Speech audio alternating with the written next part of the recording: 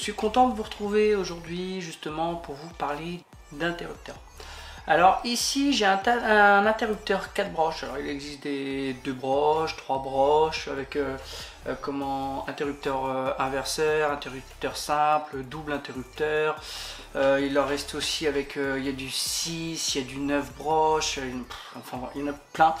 Et après il faut juste un petit peu comprendre le concept, savoir comment les tester justement et connaître leur brochage. Alors comme tout le monde, quand justement à une époque j'avais changé, alors j'ai un interrupteur comme ça, 4 broches, alors je vais vous montrer un petit peu, alors je vais essayer de vous mettre la lumière. Voilà, on a ce genre, alors celui-là il est mort, hein, d'accord, là, et ça c'est un interrupteur 4 broches. Alors ce qu'il faut savoir, le souci sur ce genre d'interrupteur, si vous le branchez mal, la seule chose qui peut se passer c'est que vous allez faire tout disjoncter dans la baraque.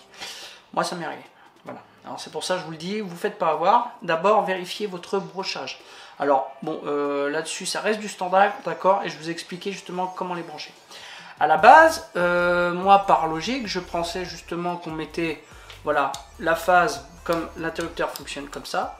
On mettait par exemple la phase en haut et le neutre en bas, c'est-à-dire que là quand c'était comme ça c'était allumé, et puis quand c'était comme ça, tac, ça c'était éteint. Mais c'était pas du tout logique, et puis justement quand j'ai fait ce branchement là, ce qui s'est passé, et ben tout a sauté dans la baraque. J'ai fait tout disjoncter. Et j'ai fait ça 2 fois, en pensant qu'au départ j'avais inversé, mais j'avais inversé. J'avais mis la phase ici, après je l'ai mis ici, et en fait ça ne changeait rien du tout. Et à ce moment-là, je me suis dit, bon, bah, Davy va quand même aller voir le brochage, le schéma, parce que ça se trouve, tu te gourres complètement. Et justement, c'est par la suite que j'ai compris qu'il fallait complètement que j'inverse la chose. Alors, une fois que j'ai vérifié le schéma, au lieu de mettre la phase ici et le neutre ici, bah, en fait, il faut le voir comme ça. Voilà, comme je vous le mets à l'heure actuelle. Alors, je vais vous montrer une petite image. Et en fait, ce qui va se passer, justement, c'est que par rapport à celui-ci, en fait, ce qui se passe, c'est qu'on va avoir la phase. Alors, je vais vous le rapprocher. Fais-moi la mise au point, parfait. Vous allez avoir le brochage de la phase ici et le neutre ici. Et en fait, ce qui se passe quand vous mettez l'interrupteur, c'est des clavettes qui viennent tout simplement se fermer pour laisser passer le courant. Et une fois que vous avez compris ça justement, et ben après voilà, après vous avez d'autres interrupteurs qui vont être des interrupteurs inverseurs, double interrupteur inverseur, ce qui va par exemple de mettre, par exemple quand vous mettez un interrupteur dans un sens, où le moteur par exemple va tourner dans un sens, et quand vous allez mettre l'interrupteur dans l'autre sens, le moteur va tourner dans l'autre sens. Voilà. Mais là on va pas parler de ça, là c'est vraiment un interrupteur un interrupteur double, voilà, qui permet justement où vous avez une double phase, un double neutre, et puis tout simplement.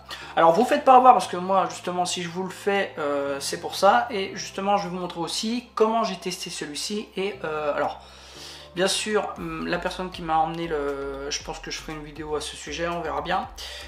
Comment m'a amené un lave-vaisselle de bar, et il m'a dit voilà, l'interrupteur est mort. On m'a dit que c'était lui qui était en défaut. Alors bien sûr moi pour être sûr, parce que voilà, si l'interrupteur est en défaut, peut-être qu'il y a quelque chose, un autre élément, voilà, avec je commence en faisant des erreurs, on commence à en apprendre, voilà, parce que des fois on change un composant en pensant que celui-ci portait défaut, mais en fait en amont, bah, des fois on a un autre élément, un autre composant qui porte défaut et qui a fait que celui-ci justement soit a été HS, brûlé, enfin bref. Et c'est des choses qu'il faut vraiment vérifier avant de dire que c'est celui-ci. Alors là, à l'heure d'aujourd'hui, je sais que c'est celui-ci. Et justement, je vais vous emmener sur le bureau, je vais vous mettre la caméra et je vais vous montrer justement comment le tester. Alors justement, une fois qu'on est placé, là on est sur l'établi, on va le positionner comme celui-ci, voilà. Alors là, comme je vous disais, ici on a la phase et ici on a le neutre, d'accord. Et ce qui va se passer, en fait, c'est pour pouvoir le test, on va prendre notre multimètre qu'on va mettre en position continuité, voilà. Et on va venir vérifier justement si les contacts se font bien. Alors, c'est pas dur en continuité, hein. S'il y a un bip, c'est que le contact se fait. Et normalement, si je mets, alors, sur le côté, par exemple, neutre ou phase, on s'en fout un peu, voilà, sur le broche de droite, désolé pour le téléphone, hop. Si par exemple, on le met sur la broche de droite et que je mets l'interrupteur d'un côté, ça doit sonner, voilà, d'accord. Alors si par exemple vous mettez un côté ici, que vous mettez l'autre côté et que ça bip, Là, vous voyez, ça bip pas, ça bip pas. Si je mets dans l'autre sens, là, ça bip pas, là, ça bip pas non plus. Ça voudrait dire justement qu'il y a un sacré souci et que là, par contre, il y a vraiment HS de chez HS. Alors là, pour l'instant, je me dis, il est bon parce que justement, il fonctionne très bien au niveau de l'interrupteur. Voilà, même quand je le bouge. Voilà, parfait. Et on va vérifier de l'autre côté. Ah, vous voyez? Regardez, si je bouge un tout petit peu, là c'est pas bon. Parce que c'est-à-dire que normalement l'autre côté, là il est passant. Là il est passant. Et là il est passant aussi. Alors il y a un problème. Effectivement au niveau de cette broche là, je pense qu'il y a un souci en interne. Ce qui fait que celui-ci, on est sûr aujourd'hui, il est HS. Voilà, ce qu'il faut faire dans ces cas-là, c'est on va le changer.